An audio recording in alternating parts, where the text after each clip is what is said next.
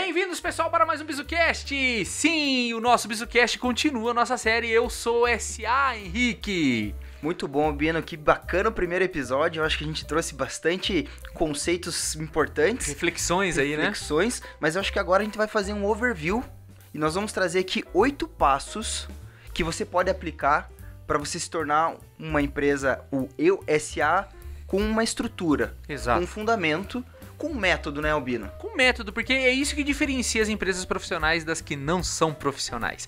Então o nosso episódio tem o nome, o título de como isso funciona, né? Porque pode ser que a pessoa que fez a lição, espero que você tenha feito a lição do primeiro exercício, fundado a sua empresa, agora tá na hora de organizar a empresa, né? Fazer a governança dessa empresa.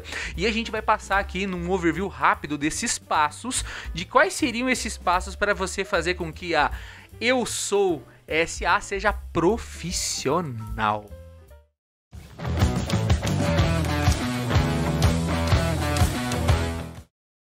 E eu diria assim, Albino, o primeiro passo é crie o mecanismo.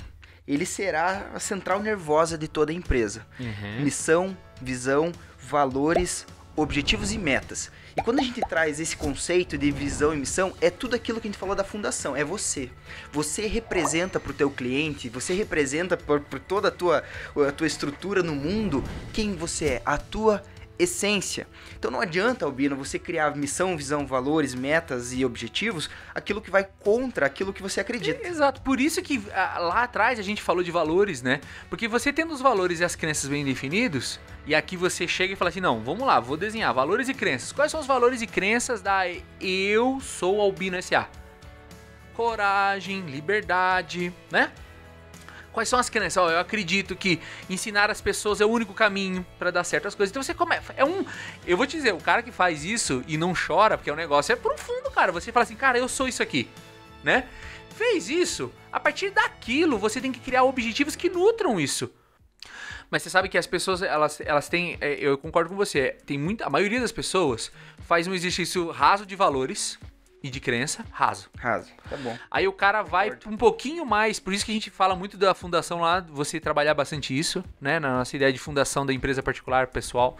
Mas depois a gente vai e fala assim, cara, quase a maioria das pessoas vai muito pros objetivos e metas já.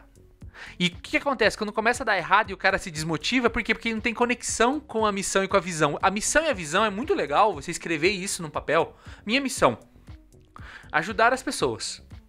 Visão, eu vou montar um asilo e orfanato até 2030. Se você ler essas duas coisas, todas as metas que você coloca no seu dia a dia, elas vão estar conectadas com essas duas coisas que estão conectadas com o teu valor e crença. Quando você vai direto para objetivo e meta, você acaba não conectando essas obras com as coisas importantes da sua vida e quando tiver dificuldade você vai desistir. É que aí, Albino, a gente falou bastante sobre talento no primeiro episódio, né? Você tem um talento e você, SA, eu, SA, traz tudo que você tem de talento. E quando você cria só os teus objetivos e metas, você está deixando de lado tudo aquilo que você tem de melhor, que é o teu talento. E que você só tem a clareza quando você define os seus valores e a sua missão. Então é importante essas conexões. É importante, né? Qual que é a lição 2? A lição 2, essa lição aqui é muito legal, Bino. É muito legal. É um exercício de criatividade também. É muito legal, porque nós precisamos também criar uma hierarquia e a gente precisa contratar os nossos empregados. Agora tá na hora de contratar as pessoas. E aí? E quem são essas pessoas? A primeira, bom, eu imagino aqui, vai ser o CEO, né? Só que assim, não é papo de maluco, é de verdade, gente, que você tá ouvindo, você vai criar um personagem dentro da sua mente. E o que é esse personagem? Não é pra você ser o cara do fragmentado lá, ter múltiplas personalidades, viu, Henrique? O objetivo é o seguinte, você destinar no teu tempo, da tua semana, momentos em que você vai virtualmente vestir esse chapéu e você vai ser crítico a respeito de você mesmo, defendendo esse ponto de vista que um profissional dessa magnitude faria. É um exercício de reflexão, onde você sai fora da caixa e você se faz ser uma pessoa que não é você, que está observando você mesmo. Uma palavra que eu gosto de usar aqui no CEO é estratégia. A estratégia é algo que vem se perdendo por muitas pessoas. As pessoas hoje em dia elas são tem muito o imediatismo e perdem na estratégia. A estratégia é fundamental. Um CEO ele vai trazer reflexões e estratégias para a companhia. Ele vai criar ali, opa, se o mercado tá agindo desse jeito, então eu vou compensar desse outro. E ele é o cara que vai pegar a situação, os resultados e vai numa análise fria e dizer, ó, não tá legal. Não tá legal, a gente precisa seguir um caminho diferente. Não é? E aí, como que você vai fazer aí em casa? Uma vez por mês, se você tem dificuldade de fazer isso, pega o Google Agendas e marca um invite recorrente uma vez por mês. Vai ser um dia que vai estar só você e você num lugar. Vai no parque, se tranca no quarto, vai no banheiro se você não tem espaço, onde você vai se dar meia hora, onde você vai fazer uma reflexão sobre o que você está fazendo. Você vai vestir o chapéu de CEO e vai falar assim, cara, isso aqui não tá dando certo.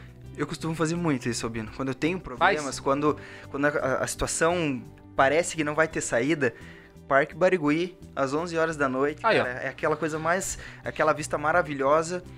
Você tá indo visitar o CEO da Eu Sou Henrique S.A. Eu sou Henrique S.A. E realmente lá, Albino, eu organizo meus pensamentos, eu trago a estratégia e isso me gera uma energia muito gostosa, porque no dia seguinte eu sei o que eu vou fazer. Depois, um nível abaixo, a gente tem a diretoria, Henrique. É o eu que cuida do planejamento, pelo menos uma vez por semana. Ou seja, você pode escolher, tem gente que gosta de escolher o domingo à noite, tem gente que faz o sábado cedo, né? Ou segunda cedo também. Mas você tem que ter um horário, pelo menos uma hora por semana, onde você vai sentar e falar assim, o que eu tenho nessa semana? As preocupações macros, que é o daqui 5 anos, daqui 3 anos, como foi o mês passado, aí você fica com o CEO. O diretor, ele vai planejar a semana. Ó, isso vai ser assim, eu vou fazer isso, isso, isso. Às vezes, despriorizar coisas, ó, isso aqui eu não vou poder fazer. Corta. O diretor é o cara que toma as decisões. Ou seja, meu amigo, você vai ter que tomar a decisão que você vai ter que fazer o curso ao invés de ir na balada com os amigos. É o diretor da Eu Sou S.A. dentro da sua mente que vai tomar essa decisão, vai criar um plano da semana e vai fazer de tudo para que ele seja seguido. A próxima é a gerência. A gerência, ela vai cuidar de tudo que o diretor trouxe. Vai garantir. Se o diretor disse, o gerente é o cara que vai cumprir. Vai cumprir. Ele vai garantir que as coisas aconteçam conforme a estratégia da companhia. Cara, o gerente, ele tem uma função estratégica fantástica. Porque além dele ter toda essa... Na minha visão, Albino, ele conecta a estratégia com a execução. E ele cria esse como fazer. Ele é o cara que olha lá e fala assim, ih, tá dando alguma coisa errada aqui. Sabe como? Porque, cara, querendo ou não, o CEO, ele vai ter a estratégia, né? E ele vai cuidar da estratégia. E o diretor vai colocar o plano em prática da melhor maneira que ele achar possível, vai tomar decisões difíceis e na hora que ele joga na mão do gerente, o gerente que vai ver o pau piar lá. Né? A gestão da rotina vai estar em cima do gerente. A gestão de conflitos vai estar em cima do gerente. E quando o plano não for cumprido? Quando o plano não foi cumprido, quem tem que tomar as ações corretivas e preventivas para a solução dos problemas? E daí é o gerente. E daí você vai ter esse seu gerente mental que pelo menos uma vez por dia vai olhar pro plano e vai ter que tomar as decisões no calor da batalha ali e falar, ó, isso daqui eu não consegui fazer hoje, eu vou repassar para amanhã cedo eu vou acordar uma hora mais cedo e vou fazer isso aqui. É o cara que vai tomar as decisões do front. Sobra um pedacinho pra gente ser alguém aí? Vamos ver, né? Tem o staff, né, Albino? Tem o staff. O que faz as coisas. Procura estar com a mente presente. Isso é legal porque às vezes você fala assim, tem um tempinho pra você ser você, que é na hora de executar. Porque que acontece? Henrique, isso é um exercício muito interessante. Porque quando você fala assim, ó, quando eu for pensar nas grandes coisas que me afligem, eu vou lá no Barigui. Quando eu for o diretor, eu vou sentar na minha mesa segunda cedo e vou fazer o meu plano numa folha de papel, sei lá, onde for no caderno, minha agenda, vou organizar ela. E no final do dia eu vou sempre olhar como as coisas foram, eu vou ser o gerente. Porque daí o que acontece? A pessoa que não separa essas coisas, ela é os 4. Enquanto tá fazendo a planilha, enquanto o chefe tá cobrando o negócio. A tua cabeça, em vez de focar e estar presente no momento e ser eficiente no momento, ela tá perdida em todos esses pensamentos. Imagina dentro de uma sala, você fazendo uma planilha, do teu lado o gerente te cobrando, o diretor te cobrando e o CEO te cobrando. O que vai acontecer? Colapso. E o que as pessoas fazem? Exatamente isso o tempo todo. O cara tá fazendo a planilha que o chefe mandou, tá pensando no dinheiro que não pagou no apartamento de BC que ele não vai comprar, né? Ele tem que pensar que cada momento ele tem que ser um papel. E na hora de ele executar, ele tem que ter o hiperfoco, ele tem que fazer a atividade que ele se propõe a fazer e se concentrar. Eu tenho uma dica pra gente finalizar essa partezinha aqui, que é assim, ó. Quando vier uma preocupação, porque a preocupação é a origem do medo. Quando a preocupação chegar na tua cabeça e ela for uma preocupação do Henrique, o CEO da vida dele, você vai falar assim, fale com o CEO. Esse não é assunto meu. Você vai ter que falar com o CEO. E o CEO, ele só é encontrado sábado no Barigui às 20 horas.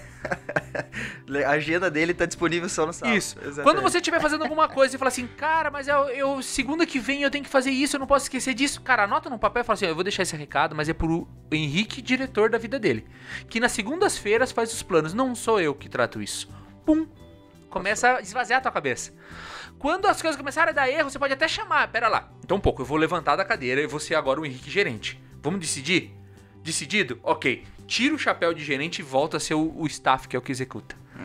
Você precisa, quando vir essas demandas do universo, do mundo, do ambiente, você destinar ela pra cada um de você, dos teus eus, e falar, ó, não é esse eu que tá lidando agora com essa situação. E começa a melhorar o teu foco. O teu foco e organização. Passo 3. A gente precisa, todos os dias a gente tá avaliando riscos e tomando decisões duras, né? Então é legal aqui, a dica é faz uma SWOT da sua vida, né? O que é SWOT, né? Você coloca lá as tuas fortalezas, as tuas fraquezas, as tuas ameaças e as tuas oportunidades. Coloca isso nessa matriz de 4 cantos aí e começa a preencher tudo e sempre esteja avaliando o risco. E essa avaliação de risco, você usa a matriz SWOT aqui, você defina quais são as tuas escolhas críticas fundamentais, quais são as coisas que você vai ter que fazer a partir de hoje para mudar os rumos da tua vida. Inclusive, para as suas ameaças e fraquezas, cria um plano de ação. Exato. Identifica quais são elas, você tem que saber. Isso faz parte do quem sou eu. Você identifica suas fraquezas e cria planos de ações para que você possa melhorar. Seja realizar um treinamento, realizar um curso, fazer feedbacks, criar uma rotina, fazendo... Vou pegar o exemplo do cara que deve 2.000. Ele vai entrar no aplicativo do banco dele, ele vai fazer um empréstimo consignado, ele vai entender que ele vai entender em termos de vida financeira que ele vai diminuir os gastos do que ele tem. Ele vai ter um capital de giro dentro da conta corrente dele para que ele nunca caia no vermelho, para que quando vem um pagamento ele venha. Então ele vai fazer um empréstimo que cubra o capital de giro mais a dívida, vai parcelar isso, mesmo que ele pague um percentual alto de juro, mas em parcelas bem pequenas para ele conseguir encaixar no orçamento dele. E a partir daquele momento ele vai seguir uma regra concisa do orçamento próprio que ele tem para que ele possa restabelecer. Isso é um exemplo, por exemplo, com dinheiro. Mas às vezes o problema da pessoa é a disciplina, de não estudar, de não aprender uma língua diferente. E o que você está trazendo já puxa o passo 4. Passo 4. Que é acompanhar os resultados. Que gestor é um gestor que não acompanha o resultado? Não, aí né? Tem. Agora, vamos lá. Quem acompanha os resultados é o gerente. E o gerente, ele vai estar lá. Então, se o cara tá lá, criou todo o planejamento do financeiro e ele vai cumprir aquilo que ele vai... Redução dos gastos, ele precisa acompanhar se isso tá dando certo. O teu eu gerente precisa ter um indicador, um lugar para acompanhar semanalmente se tá indo tudo ok. Exatamente. E se não for ok? Se não for ok, ele tem que tomar medidas... Uma atitude. Exato. Isso é legal. Então você acaba sendo esses teus eus que a gente tava falando, não é só nesses momentos de rotina. Esses teus eus, Henrique, eles têm responsabilidades e papéis a cumprir dentro da tua constituição como ser. E acompanhar esses indicadores e tomar decisões. Eu acho legal aqui que na nossa ideia aqui falou o seguinte, reunião de desempenho, as morning meetings, né? Você tem que fazer com você mesmo. Tá indo bem, não tá indo? Uma vez por semana fazer com o diretor, o diretor tá aqui. E por que não a cada 3 meses ou com o CEO, levar esses teus indicadores pessoais. Quando você for lá no Barigui, você leva um pedacinho de papel e olha como que tá indo as coisas. E o acompanhamento é importante porque você faz uma gestão visual sobre isso. Você vê as coisas acontecendo e isso te energiza para continuar dentro de um caminho a buscar aquele resultado. Henrique, tem outra dica aqui legal que é a seguinte, a cada 3 meses, igual a startups, faz um fechamento de metas. Show, né? E olha, talvez metas que você não está atingindo, seta um valor mais realista. Outras você pode cancelar e crie novas. E olha que legal, faça uma avaliação de desempenho dos seus empregados nesse momento. O eu gerente não tá indo bem. Puxa lá a orelha, demite esse eu e contrata um novo gerente dentro de você que vai ter uma abordagem diferente. Outra coisa legal, meritocracia. Cria pra você mesmo. Legal. Nunca abandone, né? Você em todas as câmeras tá vendo aqui, nunca abandone, né? A meritocracia para si próprio. Nunca deixe de se divertir, de sentir prazer. Né? Fala assim, se eu conseguir bater essa meta aqui desse mês, eu vou no cinema, eu vou jantar em tal lugar. Eu poupei muito, mas esse jantar de 160 aqui eu vou fazer, porque eu mereço. é uma meritocracia pra mim, eu mandei bem. Né? Isso vai ser bom pra você, então nunca esqueça da meritocracia consigo próprio, de você dar esses momentos de diversão, esses presentes pra você mesmo, porque são muito importantes. Legal, Bino. Agora eu queria falar sobre o quinto passo, e esse quinto passo ele chama um pouco a atenção. Porque, inclusive, se você não estiver preparado, ele vai acontecer mais vezes do que você imagina. É a gestão de crises. Gestão de crises. Então, assim, vai ter momentos que tudo isso que a gente está falando é da rotina do dia a dia, mas vai ter momentos que são grandes problemas. Né? Uma doença sua ou de alguém que você conhece, um grande desastre, um grande problema que aconteceu na sua vida. Como é que você passou no Covid? Como é que você fez essa gestão do crise? Exato. Do Covid. Então você precisa criar elementos desse de gestão mais específicos para aqueles problemas. Então cria uma War Room, faz um papel lá com aquele indicador, cola na frente do seu computador, na parede do seu quarto, né? Você que é vestibulando, vai fazer o vestibular, né? Coloca lá a agenda dos estudos, o gráfico, se você tá lendo, quantas páginas você tá lendo por dia, né? Faz uma gestão de crise, como que você administra esses problemas, quais são os indicadores que são os mais importantes que você vai tornar visível ali para todo mundo ver, para você mesmo se cobrar. Cria essa War Room, né? E a motivação, não pode deixar, na gestão de crise, não pode deixar a motivação cair. Então cria os elementos aí de como você vai todo dia não desistir. É isso aí. E, Bino, eu colocaria mais um ponto aqui, que é a inteligência emocional. Se você tá no mar e não sabe nadar e fica se batendo, o que acontece? Você vai se afogar. Você vai se afogar, você vai afundar. Se você tem a tranquilidade e respira, você boia. Você boia, nem morrer você não morre. Você pode até não nadar, mas morrer você não morre. Você não vai morrer. Então, na gestão de crise, use a War Room, use todo o teu planejamento, você consegue ver isso tudo, materializar, use a motivação também, porque é importante, mas tenha ciência de que é o momento. E esse momento você vai passar e você vai ultrapassar. Exato. E daí a gente saindo aí de aprender a trabalhar com crises na nossa gestão de crise, a gente vai pro passo 6, tá quase acabando aqui, né? Que é a cultura de solução de problemas. Estabeleça uma cultura de solução de problemas, né? Aprenda os métodos, os 5 porquês, do Ishikawa, dos planos de ação no seu dia a dia. Toda vez que você tiver um problema, ao invés de você achar culpados, procure achar os motivos de que porque aquilo não tá dando certo. A cultura de soluções de problemas está no nosso dia a dia, né? Todo momento a gente tem a oportunidade de exercer a cultura de resolução de problemas. A nossa vida, ela tá cheia de problemas, né? Quem não tem problema aí que erga a mão, né? Que erga a mão, né? Ensine pra nós.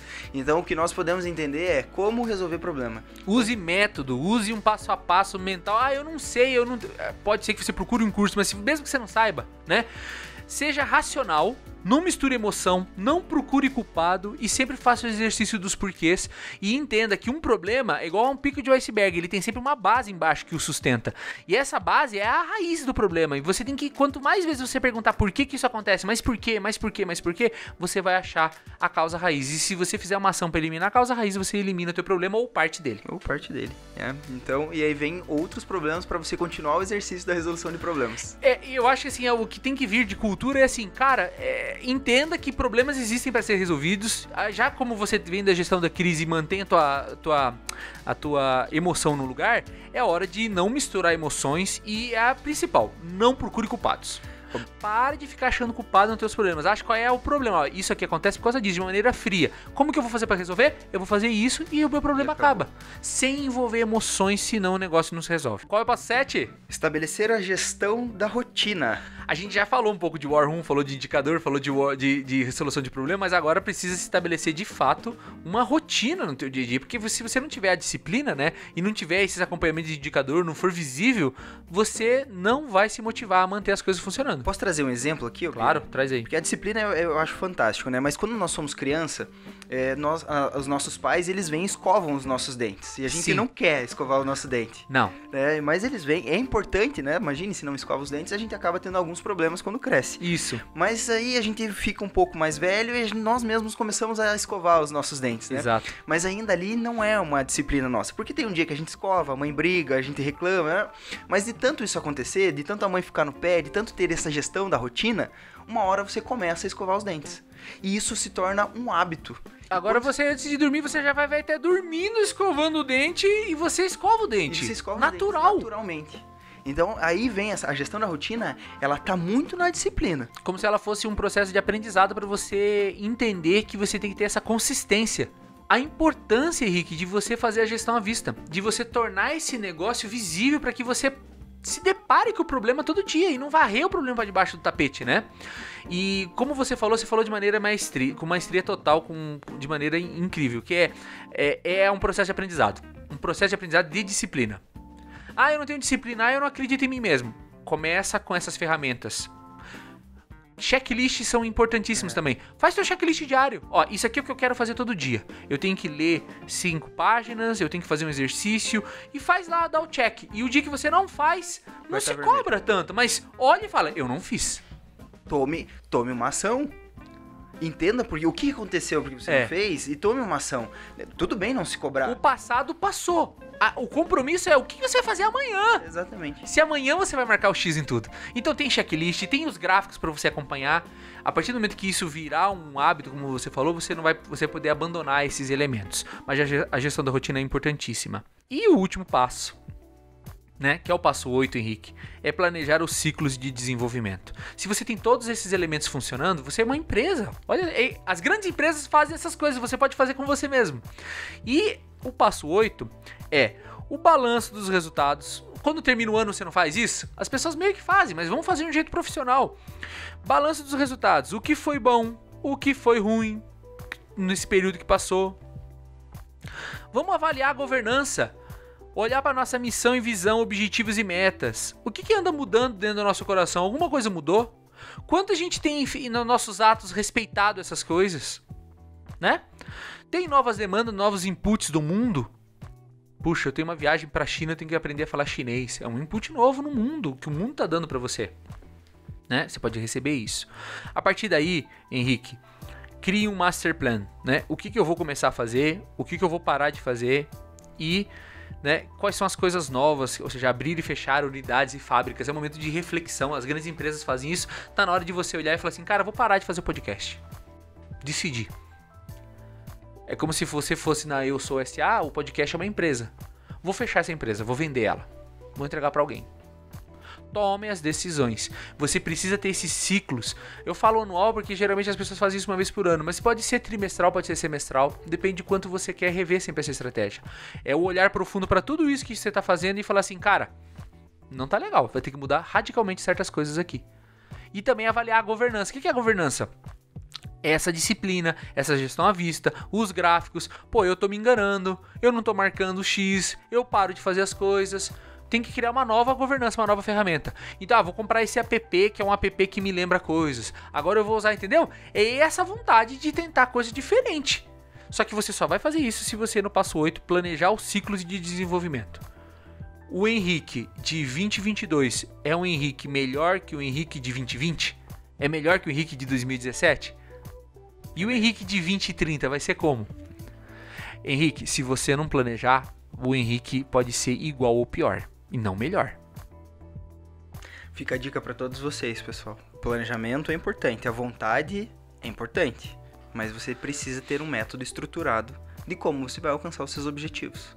Recados finais. Olha, a gente passou de uma maneira muito rápida porque é muito denso esses 8 passos que a gente tentou resumir a governança de uma empresa profissional.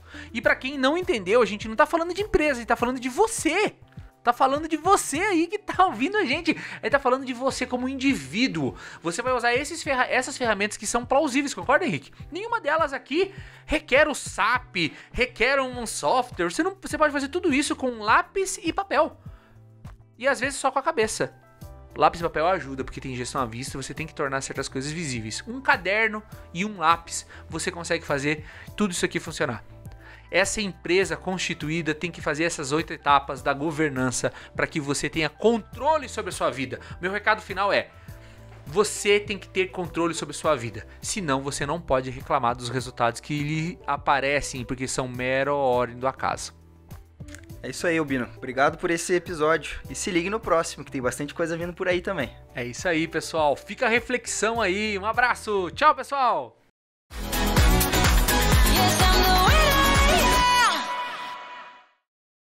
What you wanna believe?